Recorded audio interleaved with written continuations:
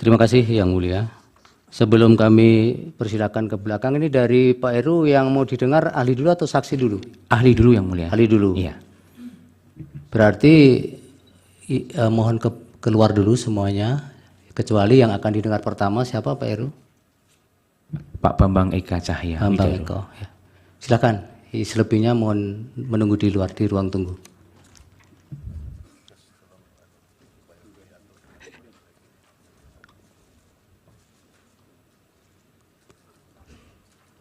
Pak Bambang bisa langsung ke podium. Ya.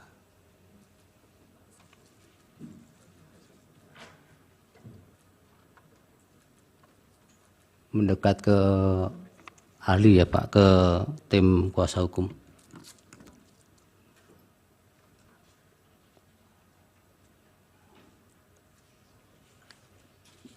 Waktunya supaya diperhatikan. 20 menit untuk sudah keseluruhannya, sehingga mungkin paparan bisa 5-7 menit Pak Bambang.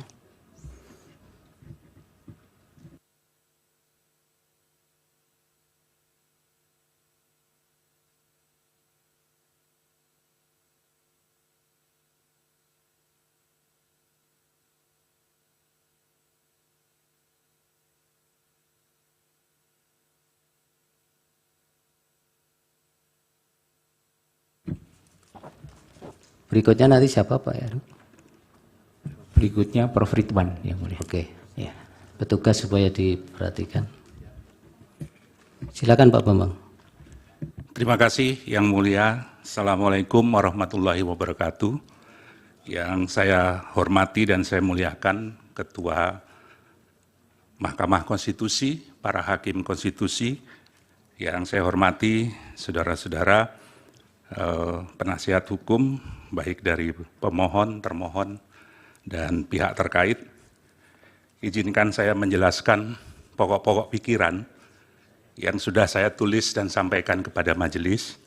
Cuma dalam kesempatan ini saya akan mencoba membaca lebih ringkas poin-poinnya saja. Yang dimintakan keterangan kepada saya oleh penasihat hukum adalah tentang penetapan Gibran Rakabuming Raka, anak dari Presiden Jokowi sebagai cawapres, melanggar hukum dan konstitusi. Saya mulai dengan pasal 75 Undang-Undang Pemilu yang mengatur tentang peraturan dan keputusan KPU. Untuk menyelenggarakan ayat 1, untuk menyelenggarakan pemilihan umum, sebagaimana diatur dalam undang-undang ini, KPU membentuk peraturan KPU dan keputusan KPU. Ayat 2, peraturan KPU sebagaimana dimaksud pada ayat 1 merupakan pelaksanaan peraturan perundang-undangan. Ayat 3 saya lewati, ayat 4 dalam hal membentuk peraturan KPU yang berkaitan dengan pelaksanaan tahapan pemilu, KPU wajib berkonsultasi dengan DPR dan pemerintah melalui rapat dengar pendapat. Selanjutnya, putusan Mahkamah Konstitusi nomor 90 PUU 21/2023 telah merubah pasal 169 huruf Q menjadi berusia paling rendah 40 tahun atau pernah atau sedang menduduki jabatan yang dipilih melalui pemilihan umum, termasuk pemilihan kepala daerah. Selanjutnya, pasal 221 sampai 230 Undang-Undang Pemilu mengatur tentang tata cara penentuan, pengusulan, penetapan pasangan calon presiden dan wakil presiden.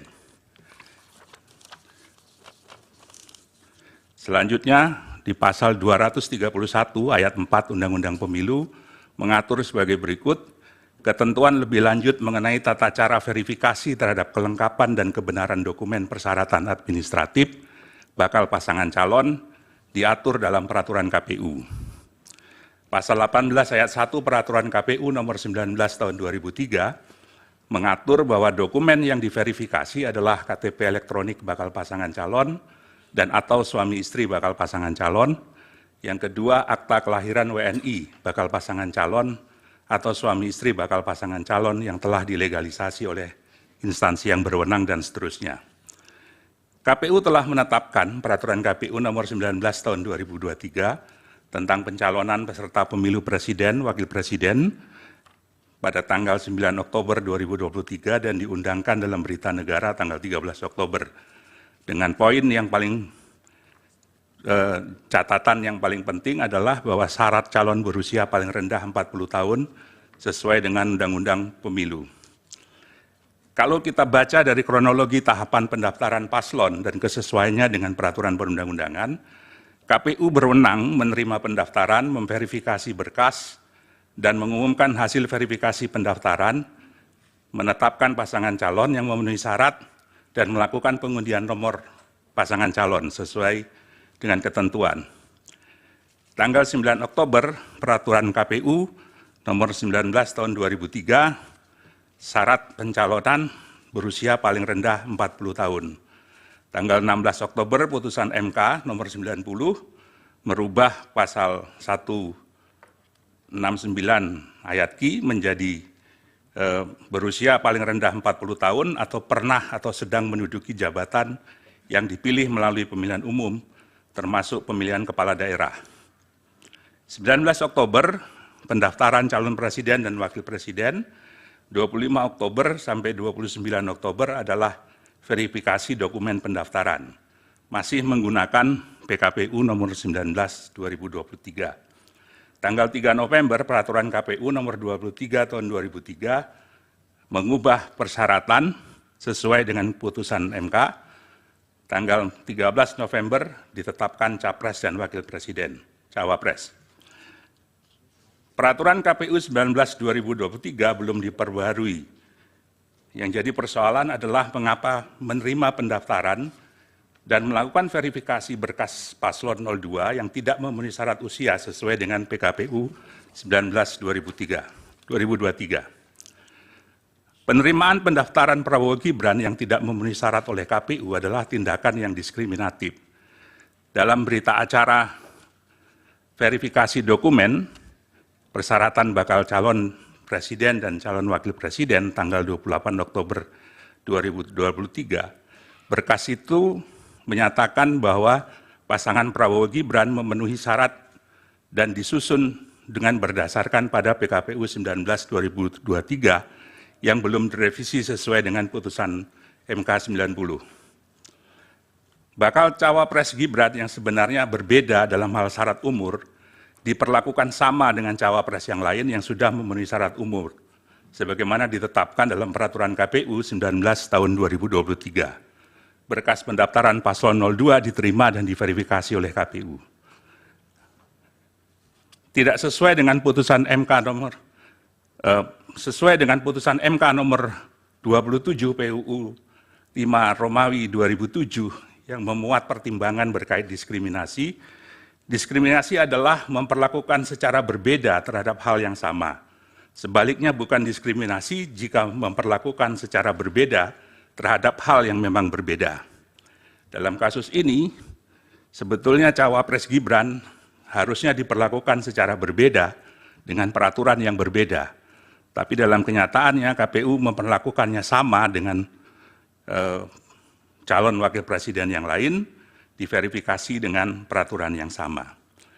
KPU melakukan tindakan dalam rangka penyelenggaraan pemilu yang tidak menaati prosedur asas dan prinsip penyelenggaraan pemilu yang ditetapkan dalam peraturan perundang-undangan pasal 3 huruf D, terutama di Undang-Undang Pemilu, yang menyatakan bahwa dalam menyelenggarakan pemilu, penyelenggara pemilu harus melaksanakan pemilu berdasarkan asas sebagaimana dimaksud dalam pasal 2, dan penyelenggaraannya harus memenuhi prinsip mandiri, jujur, adil, berkepastian hukum, dan selanjutnya.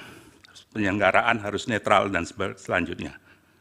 Menurut prinsip keadilan pemilu, menurut IDEA, keadilan pemilu berarti memastikan bahwa setiap tindakan, prosedur, dan keputusan terkait proses pemilu adalah taat hukum. Keadilan pemilu juga berarti hak kepemiluan dilindungi, dipenuhi, dan ditegakkan. Keadilan pemilu juga berarti memberi ruang bagi pihak yang hak kepemiluannya dilanggar, membuat keluhan, memberikan keterangan, dan menerima keputusan. Selanjutnya, KPU melakukan perubahan PKPU nomor 19 menjadi PKPU nomor 23 pada tanggal 3 November sesuai dengan putusan MK. Seharusnya KPU merubah PKPU nomor 19 tersebut sebelum menerima pendaftaran pasangan calon. Poin berikut adalah berkaitan dengan mandat verifikasi yang diatur dalam PKPU, sehingga putusan MK saja tidak cukup menjadi landasan menerima pendaftaran Gibran. Meskipun MK telah membuat putusan nomor 90 PUU 21/2023, KPU harus tetap mengubah peraturan KPU 19 terlebih dahulu untuk menyesuaikan syarat calon. Perubahan frasa dalam putusan mahkamah tidak bisa dipisahkan dari kedudukan mahkamah sebagai negatif legislator, sehingga putusan mahkamah harus dinilai setingkat dengan undang-undang yang memerlukan peraturan KPU untuk dioperasionalkan, terutama dalam peraturan KPU. Hal ini sesuai dengan perintah Undang-Undang Pemilu pasal 12, pasal 13, pasal 75 Undang-Undang Pemilu, dan lebih jauh lagi harus mengacu kepada pasal 231 ayat 4 Undang-Undang Pemilu yang memerintahkan ketentuan lebih lanjut mengenai tata cara verifikasi terhadap kelengkapan dan kebenaran dokumen persyaratan administrasi bakal pasangan calon diatur dalam peraturan KPU. Peraturan KPU atas pendaftaran Gibran adalah kesengajaan terhadap pelanggaran kepastian hukum.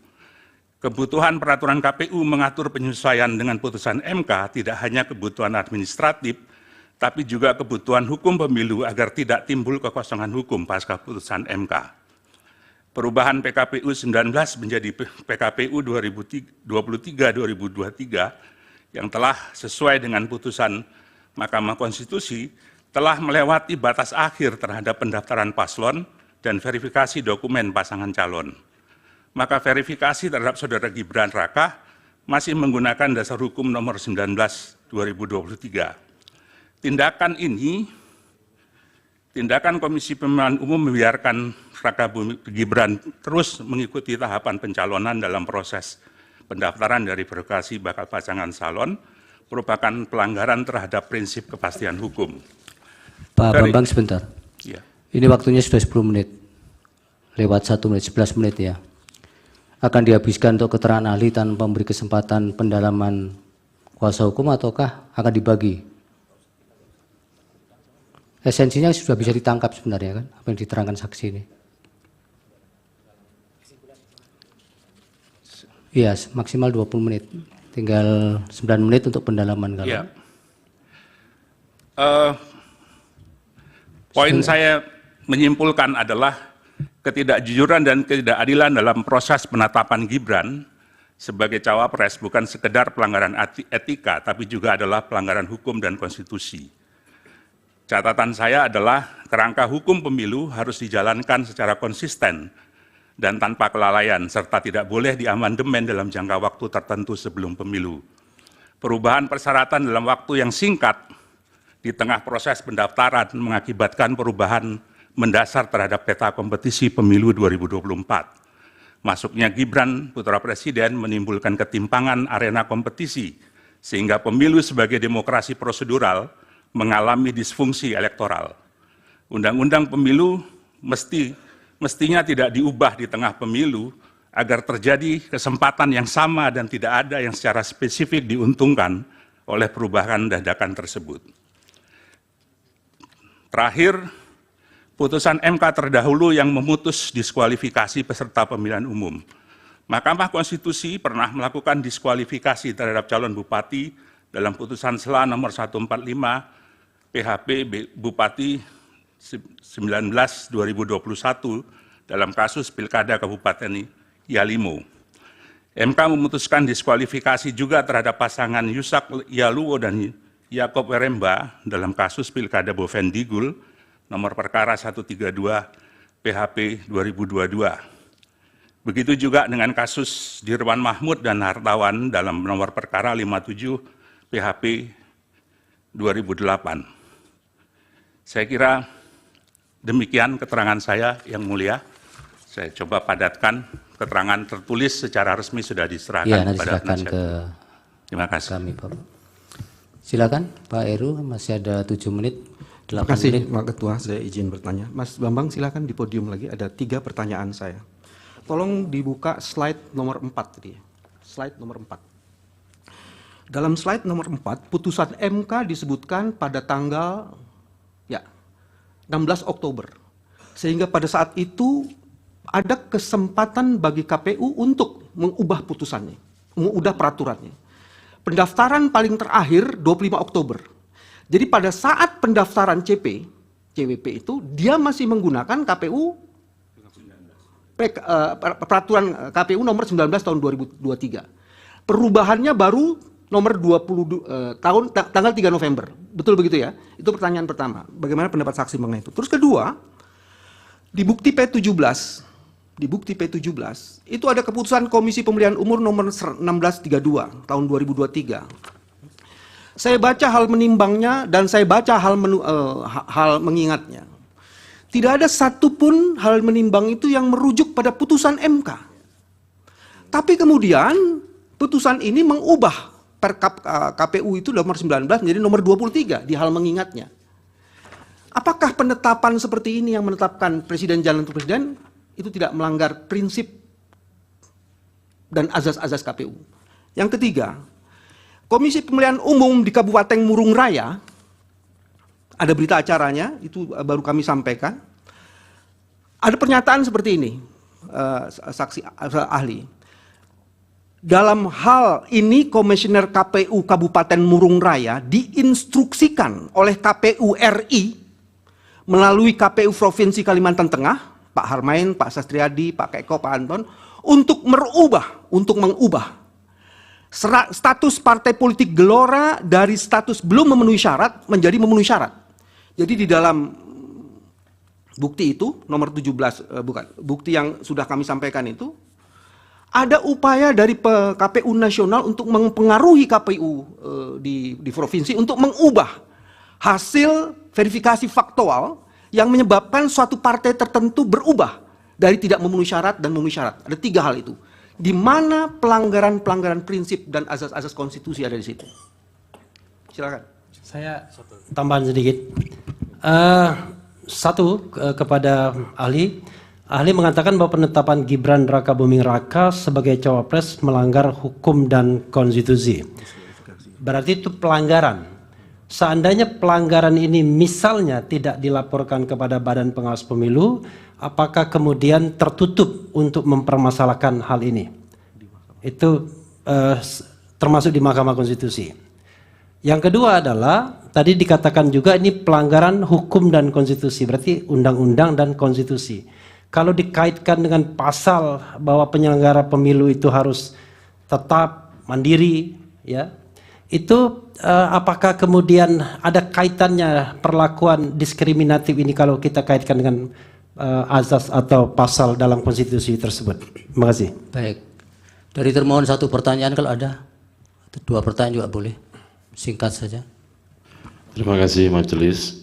Kepada saudara ahli,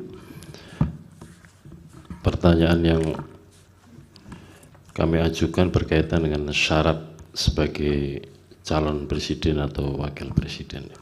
Yang pertama, apa dokumen yang harus disampaikan untuk membuktikan bahwa calon itu atau bakal calon itu berusia 40 tahun pada saat didaftarkan? Yang kedua, apabila calon itu sedang menduduki jabatan sebagai kepala daerah, apa dokumen persyaratan yang diajukan oleh yang bersangkutan atau partai politik yang mengusulkan yang bersangkutan? Sudah 2 pertanyaan, Pak. Cukup. Dari pihak terkait, silakan.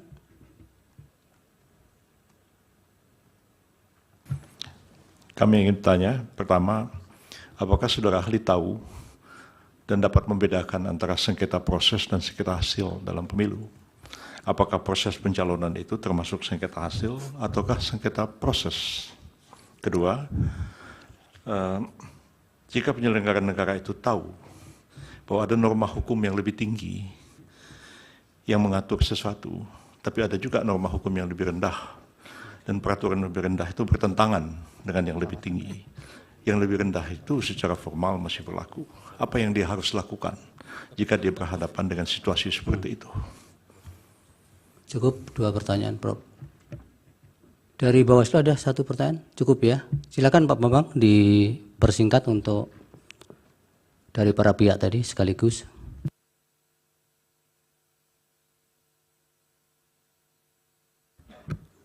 Baik, Yang Mulia. Yang pertama menyangkut dengan timeline yang tadi sudah disampaikan. Antara tanggal 16 Oktober sampai 25 Oktober, menurut hemat saya, pendapat saya, langkah yang harus dilakukan oleh KPU adalah menyusun perubahan PKPU nomor 19 2023 dan mengajukannya kepada DPR. Sehingga kemudian ada kesempatan. Mohon slide-nya Yang Mulia untuk dipertunjukkan slide 4 biar bisa. Slide tadi, tugas. Nomor 4 slide. Ya. Ada waktu kurang lebih 9 hari atau 10 hari untuk merubah peraturan KPU 19 2023 ini. Dan waktu ini terbuang percuma, tidak ada tindakan yang berarti dalam mengubah peraturan KPU tersebut. Sekaligus menjawab pertanyaan Prof. Yusril tentang bagaimana kalau ada norma hukum yang bertentangan, seharusnya norma yang lebih rendah menyesuaikan dengan norma yang lebih tinggi. Nah, persoalannya adalah kerangka hukum pemilu itu tidak cuma undang-undang, tapi juga peraturan KPU. Dipertegas dalam pasal 75 Undang-Undang Pemilu bahwa untuk melaksanakan pemilihan umum, KPU harus membentuk peraturan KPU dan keputusan KPU. Peraturan itu, sebagaimana dimaksud, adalah pelaksanaan peraturan perundang-undangan. Dalam catatan ini, maka seharusnya KPU segera mengubah PKPU 19 2023 dan kemudian segera meminta kepada DPR dan pemerintah untuk mengadakan rapat dengar pendapat umum. Karena rapat dengar pendapat umum itu adalah diamanatkan oleh Undang-Undang 7 2017 pasal 75 ayat 4. Jadi ada proses yang harus dilewati melalui hal tersebut. Pertanyaan yang kedua, saya lupa. Ada putusan P17 KPU. ya. Iya. Keputusan Komisi Pemilihan Umum nomor Putusan KPU menurut saya jadi cacat secara hukum karena tidak mengacu kepada putusan Mahkamah Konstitusi nomor 90. Walaupun dia mengubah, saya tidak memegang dokumennya, mengingat pada peraturan Komisi Pemilihan Umum nomor 19, ya, dan kemudian telah diubah menjadi nomor 23, ini menjadi pertanyaan karena ketika putusan ini dibuat, peraturan KPU nomor 23 itu belum ada, belum disahkan. Ya sudah, yang lain jawab. Yang Mulia, pertanyaan saya nomor 1 belum dijawab. Saya kira belum memang, karena saya tadi kebetulan menyambung dengan pertanyaan nomor 2, Prof. Yusril. Baik, yang ketiga pertanyaan dari penasihat hukum, dalam kasus KPU Murung Raya yang diintervensi untuk mengubah status parpol Gelora, setahu saya kasus ini sudah dibawa ke DKPP, tapi menurut saya ini adalah pelanggaran serius terhadap prinsip atau asas pemilu, terutama jujur dan adil. Kenapa jujur dan adil? Karena sebetulnya hasil verifikasi faktual itu menyatakan Gelora tidak memenuhi syarat, tapi kemudian dipaksa untuk memenuhi syarat. Berarti ada perlakuan yang tidak jujur terhadap dokumen verifikasi itu. Dan ini harusnya diselidiki kenapa bisa seperti itu. Saya nggak tahu bagaimana instruksi itu dilakukan, tapi kalau berdasarkan informasi yang diterima itu, maka ini adalah tindakan yang melanggar pada prinsip atau asas jujur dan adil. Kemudian penetapan Gibran melanggar hukum dan konstitusi. Relasinya adalah bahwa pasal 22E itu mengatur asas pemilu langsung, umum, bebas, rahasia, jujur, dan adil. Tindakan yang dilakukan oleh KPU itu mengingkari asas jujur dan adil terhadap proses verifikasi itu. Karena ada kebenaran yang tidak disampaikan dalam proses verifikasi itu, yaitu bahwa peraturan KPU belum dirubah. Sehingga ketika itu dijadikan dasar, maka putusan itu sudah tidak jujur, tidak sesuai dengan faktanya. Nah, berkaitan dengan pertanyaan syarat calon wakil presiden untuk menentukan usia 40 tahun atau belum, tadi saya sudah menyebut bahwa di peraturan KPU ada dokumen yang harus diserahkan, yaitu KTP elektronik, bakal pasangan calon atau suami istrinya, dan akta kelahiran WNI, bakal pasangan calon atau suami istri bakal pasangan calon. Saya kira itu menjawab kebutuhan terhadap verifikasi dokumen yang diajukan. Kemudian berkaitan dengan sengketa proses dan sengketa hasil, sengketa proses adalah proses yang sengketa yang diajukan dalam proses pemilihan umum. Dan ini kewenangan dari Badan Pengawas Pemilu. Dan sengketa hasil adalah sengketa terhadap hasil pemilihan umum yang menjadi kewenangan dari Mahkamah Konstitusi. Baik, sudah cukup. Ya. Ya, pelanggaran yang tidak dilaporkan tadi belum dijawab. Oh, mohon maaf, kelewatan. Iya. Berkaitan dengan pelanggaran yang tidak dilaporkan, saya kira mandat dari Undang-Undang Pemilu memberikan tugas kepada Badan Pengawas Pemilihan Umum untuk melakukan pengawasan secara aktif, bahkan kalau perlu Ya, proaktif itu kan dan normatifnya, preemptif. Pak. Ya. Ini kan yang lolos dari itu. Justru itu saya harus bertanya, Yang Mulia. Seharusnya Bawaslu tahu bahwa ada persoalan ini dalam proses penetapan pasangan calon, karena dia melakukan pengawasan aktif. Pertanyaannya, apakah Bawaslu mengambil tindakan terhadap pelanggaran ini? Saya tidak tahu, saya tidak punya dokumen tentang itu terhadap ini. Nah, mungkin nanti bisa ditanyakan kepada Ketua Bawaslu, Baik. apakah ada langkah-langkah Ya. yang dilakukan untuk pelanggaran yang dilakukan oleh KPU tersebut. Terima kasih, Yang Baik, Mulia. Pak Bambang. Dari Hakim ada? Yang Mulia, ada satu pertanyaan yang belum dijawab. Termohon. Termohon baru dijawab satu. Iya, yang soal apabila ada orang yang kedudukannya sedang menjabat sebagai kepala daerah, dicalonkan sebagai presiden atau wakil presiden, dokumen persyaratan apa yang diajukan ke KPU? Terima kasih.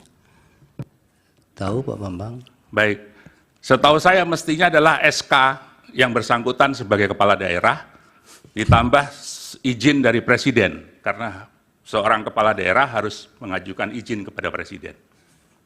Baik. Dari Yang Mulia ada? Baik, nanti Pak Heru yang ahli itu siapkan kertas sama pulpen jadi kelupaan nggak? Jawabannya ada yang tertinggal. Baik, terima kasih Pak Bambang. Keterangannya mudah-mudahan bermanfaat untuk Mahkamah dalam mengambil keputusan. Silakan dipanggil ahli berikutnya.